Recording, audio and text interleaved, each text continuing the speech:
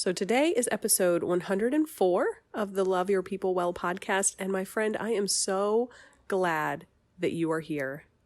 We are talking about a really powerful and overwhelming and incredibly important topic today, which is how do we raise our kids in the Lord and to know the Lord when the world around us is so chaotic, so broken, and so distracting. How do we handle that ourselves? How do we raise our kids, teach our kids, protect our kids in the middle of all of that? This is crazy important stuff, but it is difficult and it is overwhelming. And if you're anything like me, there are many mornings where you just wake up and feel the weight of motherhood, of how the heck am I going to do this again when I'm tired and when everyone's cranky and we've got 1,000 things on the schedule. In the middle of all of that, I want to do a holy and good job of raising my children, to not just make it through these years, but to prepare them for the inevitable trials that will come in this broken world. So this is some big stuff, my friends.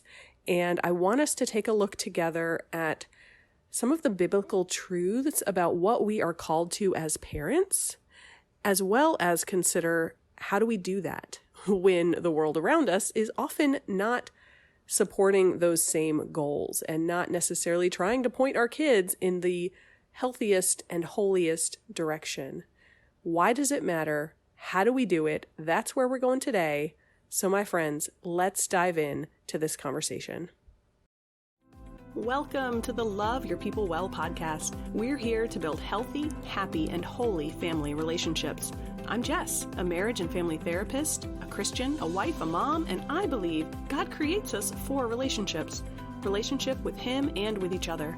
So if you want to build a strong marriage, connect with your kids, find peace and purpose at the end of those crazy days, and keep Jesus at the center of it all, you're in the right place. Stick around, friend, and let's get started. All right, friends. So as I said in the intro, this is episode 104.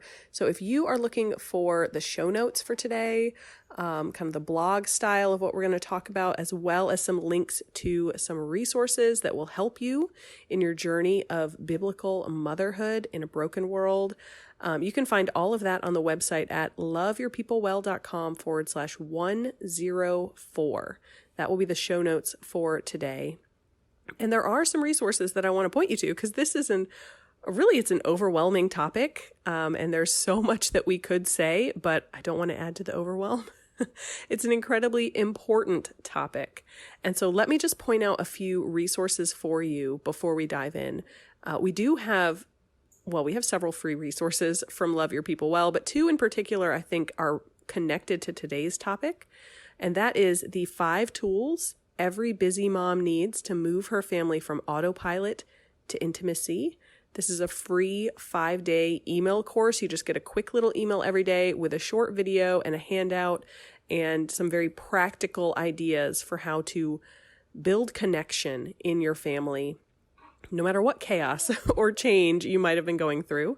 That is the 5 tools. And then we also have 100 ways to love your people well, 100 ideas for loving God and yourself and your kids and your husband. So lots of very practical ideas and tips and strategies in that one as well. So for the 5 tools and these 100 ways, those are all at the website, loveyourpeoplewell.com/free. But I'll, of course, put the links as well in the show notes. And then I also want to point out, if you're listening to this in real time, I have got 2 products in the Etsy shop, which I'm really excited to use this year with my toddlers when we think about biblically parenting them through the Christmas season and the worldliness that can come into that, the materialism and the distraction. And so I've developed a set of Advent story cards as well as an Advent devotional journal. And these both have the same Bible readings every day and some of the same questions. Of course, the journal goes a little deeper in the questions. But those products are both in the Etsy shop, and I'm really excited about them. I've heard some good feedback from people who have already bought them and kind of prepped them for the Advent season. I have not printed them yet myself because I probably will do that the night before Advent starts. Let's be honest. Life is busy. But we have a 25% off sale right now in the Etsy shop. So this might be a great time to get prepped for Advent and Christmas and how you're going to shepherd your children through the Bible and what is really true about Christmas, about Advent and this season of waiting for the Lord to come. So I will make sure to have links to those in the description for this podcast episode in your app, but also, of course, in the show notes online. Those might be really helpful resources for you. Lots of good stuff. And then let me also point you toward some earlier episodes that are connected with our conversation today about biblically parenting our children in a broken world. So in episode 72, we have a busy mom's guide to understanding the Bible, applying it to real life, and shaping your family's spiritual growth. In episode 93, we have parenting tips for the busy mom, 3 ways to love your kids well in the craziness of Christian family life. And then in episode 100, we have building family relationships as you walk through the many seasons of life, from celebration to sadness and everything in between.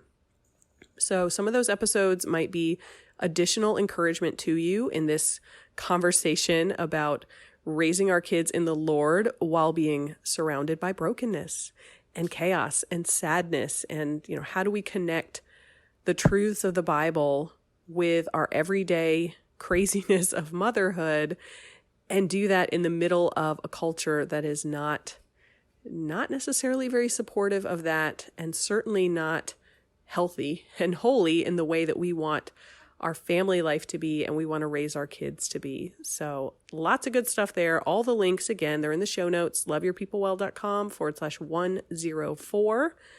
And I'll just remind you of my disclaimer. I'm a therapist. This podcast is not therapy. There's lots of resources on the website as well, some previous episodes about mental health, getting connected with a good counselor. I would just note with that here, if you are particularly struggling with some of the questions we're talking about today, how to raise your kids in the Lord, how to handle the brokenness of the world, those can be very deep and difficult conversations. And so finding a Christian counselor, having a Christ-honoring, gospel-saturated counseling conversation would be particularly important. I do think, in my experience, there are some counseling related conversations that are not necessarily like as heavy of you have to be with a Christian to have these conversations, because the Lord gives common grace to plenty of people. But when we're really thinking about Christian motherhood and the brokenness around us, we need to know that we're talking with someone who understands the gospel and understands that we are doing all of this by grace. So I'll just add that little note in there. But of course, you can click the link in the podcast description if you want more about counseling and some ideas to help you there. And let me start our conversation with just a hopefully very obvious reminder to all of us that good parenting, certainly biblical parenting, goes so much deeper than simply meeting the legal responsibilities of parenthood. And I realize that part of the brokenness of this world is that we have to legally define what is required of a parent. At what point is it so far gone that a parent and a child really needs some intervention from the state? And we're certainly not going to take time debating what is or is not appropriate there, what that should or shouldn't look like, but simply the reality that we live in a world that has to define a parent needs to provide XYZ for their children. That is evidence, my friends, of the brokenness that just a small piece of the brokenness that we're talking about today. But the reality is, at least here in America, there are things that the law says parents have to do for their children. We have to provide food. We have to provide shelter. We have to provide appropriate medical care and appropriate education. But these legal responsibilities, they really only point to deeper biblical truths. And when we think about our call as Christian moms, sure, we have to provide the food and the shelter and the education and those things. And hopefully we already know that, and that comes easily. I mean, we trust the Lord is going to provide what we need to provide that for our kids. But it's the deeper biblical truths that should be occupying the majority of our time and attention as Christian moms, especially when we encounter or consider and try to prepare for the brokenness of the world that we are raising our kids in. So let's consider some of those deeper biblical truths of what parenthood is designed to include. And it does connect back with those legal responsibilities. But I would say there are three particular umbrellas, I guess I would say, of biblical parenthood. So first of all, parents have a responsibility. We as moms have a responsibility to protect our children. And the world focuses heavily there on the physical side of protection, shelter and medical care. We need to protect our children. But God has an even bigger purpose for us as moms when we consider the protection that we provide, because we also have a responsibility to provide spiritual protection of our children and emotional protection of our children. And that would certainly include, we do have to make sure, as best as we can, as we are able, that their physical needs are met. But if we fall short of putting attention on their spiritual needs, protecting them from the brokenness around them, the lies that they will encounter in the media that all of their friends might be watching or listening to, protecting them from the messages that they'll be hearing, maybe at school or from their friends, the things that social media would tell them are normal and good. We have a responsibility to protect them from that and prepare them for how to, as they grow and gain wisdom and gain independence and gain maturity, how do we teach them to protect themselves, to protect their own hearts, to protect their eyes, to protect their minds? Because they will have to live in a world where these unhelpful messages, these untrue messages, these ungodly behaviors are accepted and celebrated. And, we're not talking here about what may or may not be included on that list, but there are things in the world, and there always have been, that people embrace, which God would tell us are not good, not healthy, not holy. And so as parents, when our children are young, we have a responsibility to protect them as much as we can from those outside negative influences. And we will talk in a few minutes about kind of how do we do this? How do we do these three biblical truths? How do we live that out in a practical way? But we also, as our kids age, as they get older, and they should be getting more and more independence, they will interact with the world more and more. We have to also be preparing them for how to protect themselves. How do they make independent decisions about what TV shows they should or shouldn't watch, what music to listen to, what friends to hang out with, what jobs to take? There are so many things they will encounter. Even how do they interact with the news? How much do they read that and watch that? How do they think about it? How do they process it? How do they, decide when to just turn it off? We have a responsibility to protect them and to prepare them to protect themselves. And I also mentioned emotionally protecting our children. And yes, legally, there are limits when it comes to how a parent could treat their child, just with their words and how they are emotionally treating their child.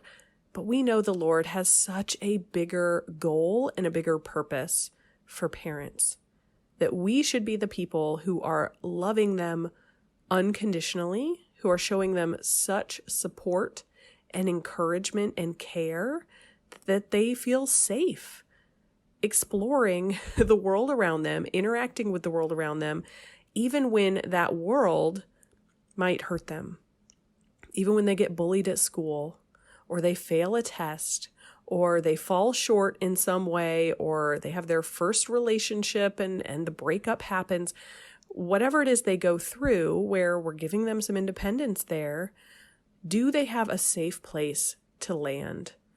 Can we look at the decisions they're making and say, okay, that's not maybe a wise decision, not a good decision. Let's talk that through. Let's work that through together rather than just rejecting them or telling them what to do. And sometimes that's our words, but sometimes that's just our attitude or tone of voice. And so when we think about this deeper biblical truth, parents have a responsibility to protect their children physically, spiritually, and emotionally, and prepare them to protect themselves. And I'm going to hold off on some of the practical ideas for how to do that so that we can talk about these two other biblical truths, which again, I think do connect with some of the legal responsibilities. But another one is that as Christian parents, we have a responsibility to nourish our children. And again, yes, that's physical. We have to provide food. We have to nourish their little bodies and their big bodies as they get bigger and eat us out of, home and wallet. I don't know. There's like a phrase for that I'm blanking on. As they eat a ridiculous amount of food. That's really what I'm saying.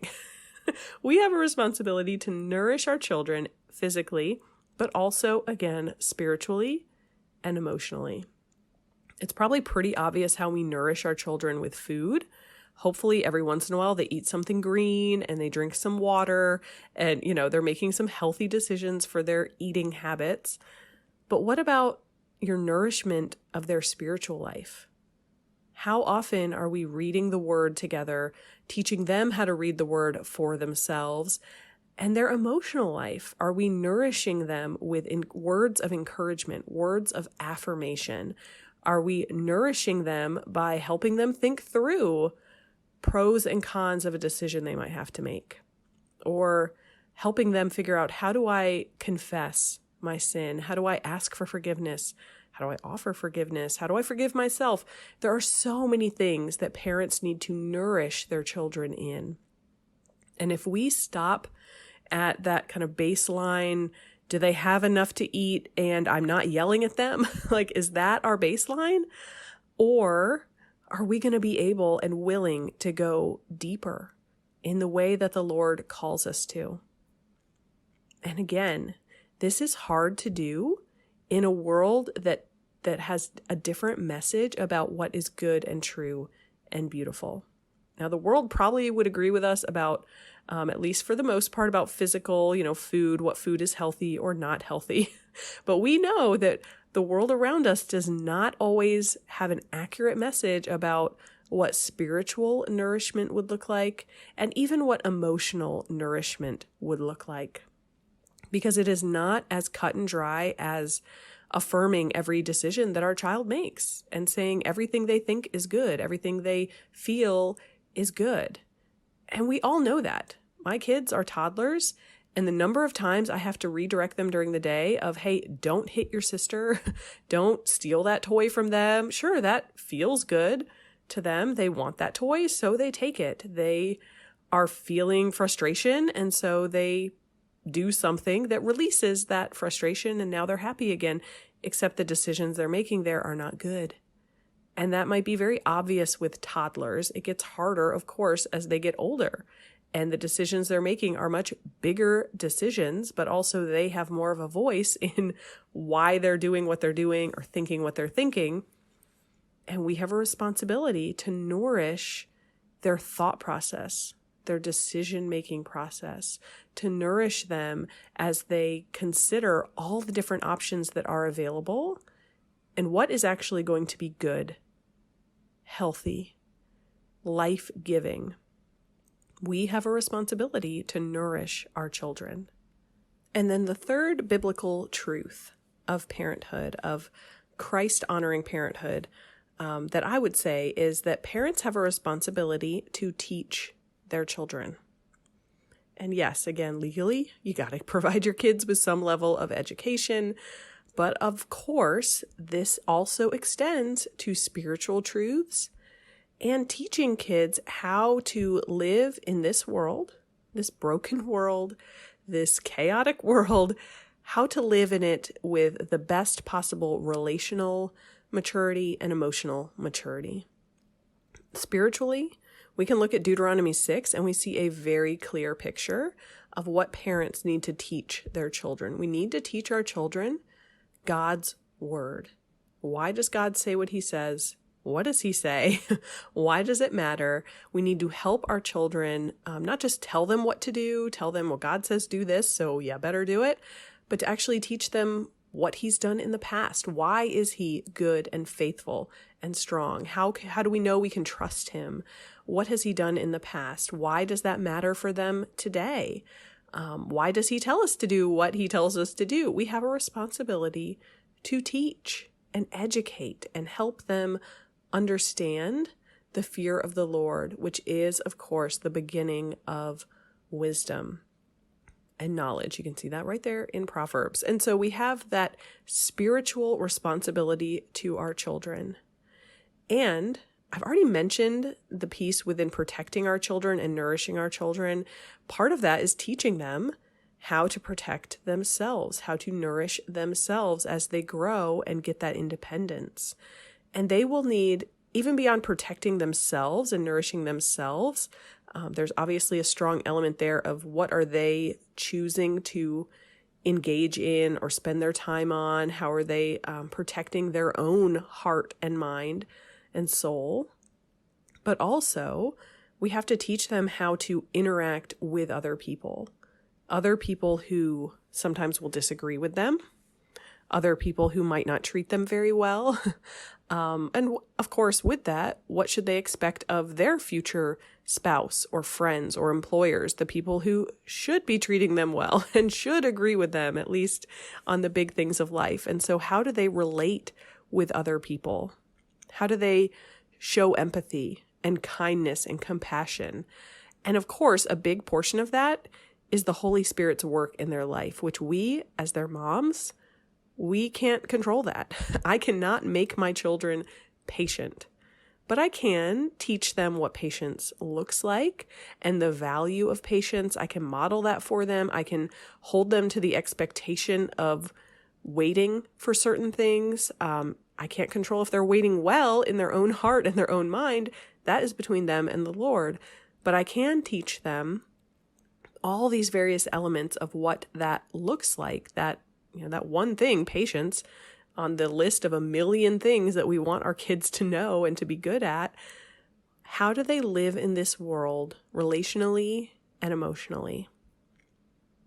And as I said already in the introduction, when I consider these three callings as a Christian mom, to protect my children, nourish my children, and teach my children, and the depth of what the Lord would include within those, that can be so overwhelming. Those are the moments when I look at the world around me and I think, oh my goodness, like there's no way I can do this. I want to protect them from every even drop of sin in the world, but I know that I can't do that. And I want to protect them from every possible temptation, from sin in their own heart, in their own life. And yet they were born into that. That is not something that I can actually do. And that hurts sometimes. That hurts to really think about that, reflect on that, consider that. And I have to turn that back over to the Lord. It can feel overwhelming, the power of sin and brokenness in the world, but I have to turn my gaze away from that sin and brokenness of the world and refocus it on the Lord, the power of the Holy Spirit to regenerate my children, to bring life spiritually to my children.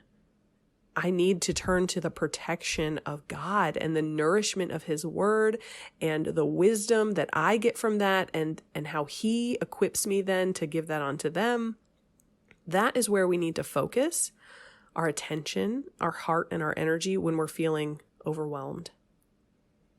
And so let's turn the corner here together and think about some practical ways in everyday life when we are struggling ourselves with our own temptations, our own trials, when we're dealing with the fallout of sin and brokenness with other people and just nature, life, We're approaching winter, and that can be really harsh. There are realities of life that don't even have anything to do with people, but that are difficult and make our lives difficult and our children's lives difficult. So in a practical way, I have already mentioned a few things kind of here and there as we've been talking, but I would summarize that and point to an action plan for family discipleship. How are you going to actually take action on a day-to-day basis? What is your family rhythm or your morning routine or evening routine or, whatever you want to call it, whatever you want that to look like? How are you tailoring your time with your kids to actively and proactively teach them about these things, to know what it is that will nourish them, and how are you going to provide that to them? How is this going to look in your day-to-day life? And I've given many examples on the podcast in previous episodes about how my husband and I are shaping discipleship for our children. But they're 2 years old. I know that that's going to look very different over the next few years and beyond. And honestly, it even looks different today than it did 6 months ago because we had another baby. And so life has been crazy. And my husband took a new job. He's now the family pastor at our church. And part of his job right now is researching all the different Bibles and books and things that are out there for preschoolers and toddlers and elementary kids and equipping parents. And so he's coming home with all these resources and all these ideas for us to try. Let's see how this works. Let's see if we like it. Do we want to roll it out to the church at large? So there's been a lot of change for us right now in how we disciple our kids. I can't tell you what that should look like for your family, but I can tell you it has to include God's word. It has to include prayer. It has to include some elements of worship and gathering with the body of believers and all the basics of Scripture. All the things that God calls Christians to do in Scripture, we have a responsibility to do that with our kids. We're not excluding them from that, but we're also certainly, hopefully it's pretty obvious we're not excluding them from that, but it might be a little bit less obvious that we still need to be intentional about it. We can't just pop them in the car seat, take them to church, plop them in their nursery Sunday school class or whatever, and assume, okay, my job is done. Someone else is going to teach them about the word because I brought them to the right place. Biblical parenting goes so much deeper than that. And so having an intentional plan for family discipleship is going to be really, really helpful. It's going to change over the years, but you have to have a plan in place if you're going to know, is this working? Should I change the plan? Do we need some new resources or new routines or whatever that might look like? And then it's also helpful at a practical level to be intentional about your children's activities.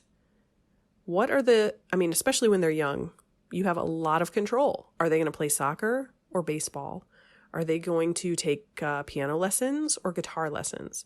Or maybe none of the above. Are you going to homeschool, send them to private school, send them to public school? There's a lot of decisions.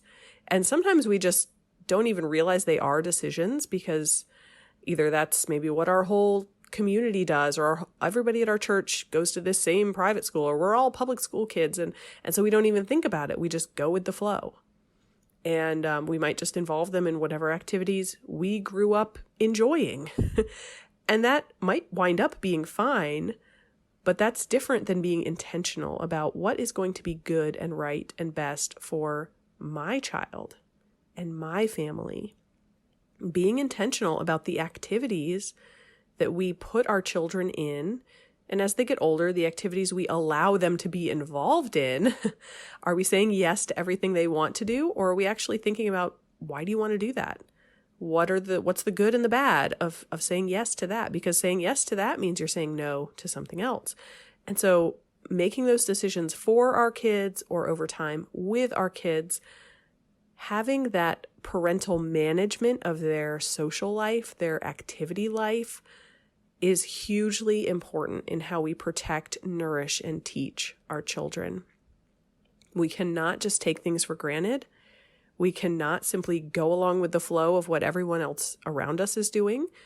You might land on the same decision as most other parents in your church or in your neighborhood or with your friends or whatever, but you want to land on that decision because you have already thought about it, because you know your child, their strengths and struggles, and you know the realities of your family life and what is actually going to teach your kids what you want them to learn and what is going to be the best place to protect them and nourish them.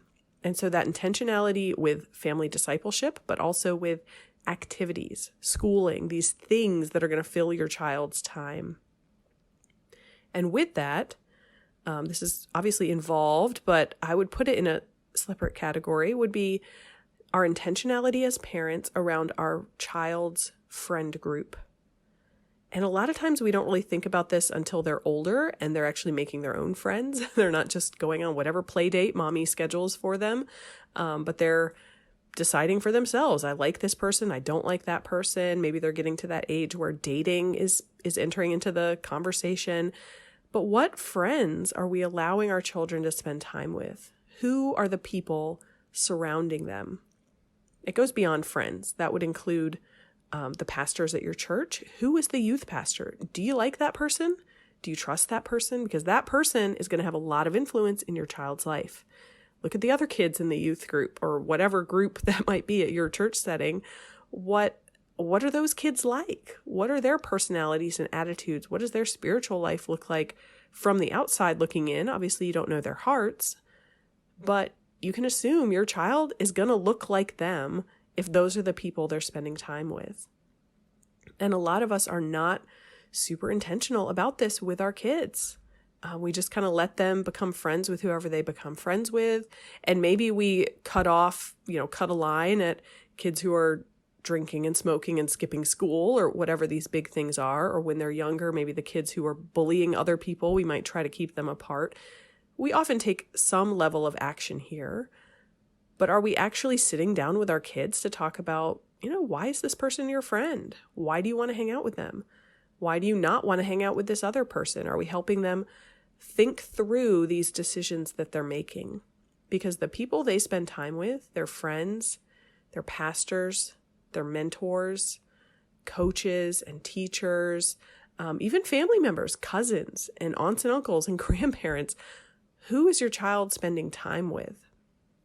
Those are the people who are going to have a huge influence alongside you as having an influence on how protected is your child, how nourished is your child. Are they eating junk food every day, physically or spiritually or emotionally, or are they being fed healthy foods and encouraging words and biblical truths?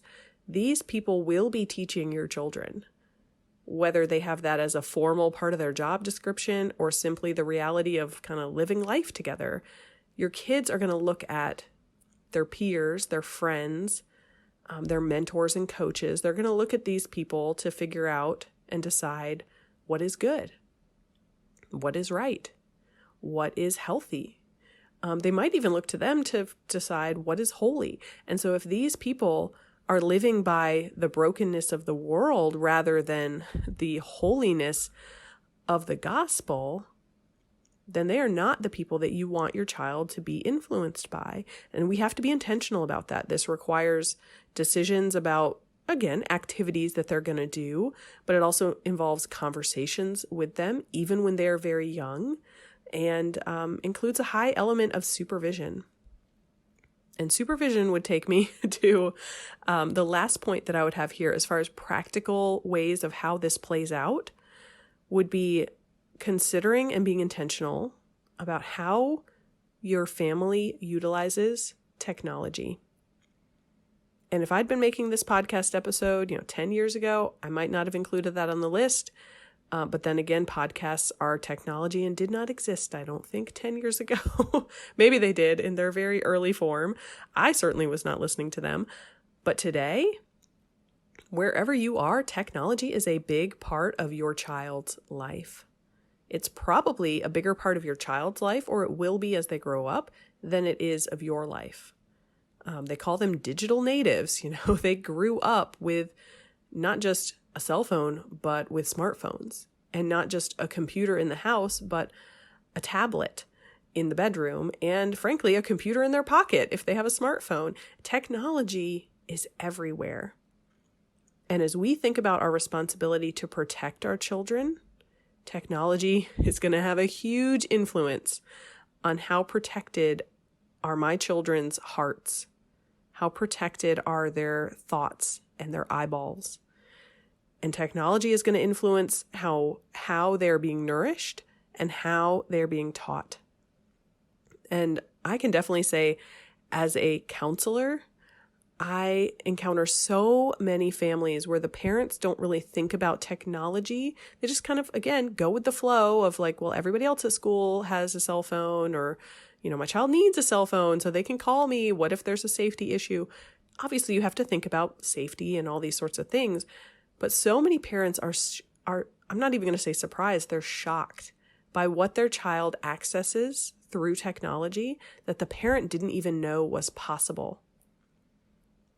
And partly that's just kind of the reality of being older. And like I don't care who you are. I don't care how old you are. I don't care if you're an 18-year-old mama who's trying to love on her teeny tiny little person.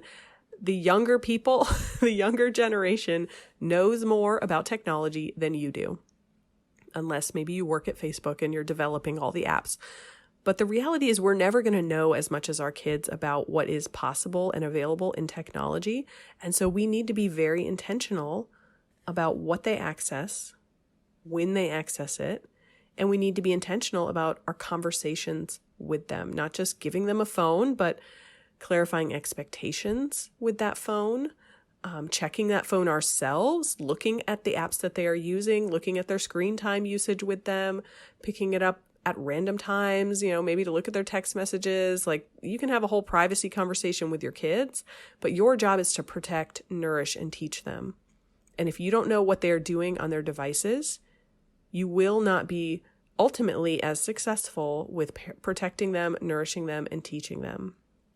That is simply a reality of technology. But it's not just about your kids' devices. You have to consider your own devices, the family devices, if you have a television or a computer. They have all these apps now where you can link up all your phones and track them on GPS. I mean, there's a lot of options out there.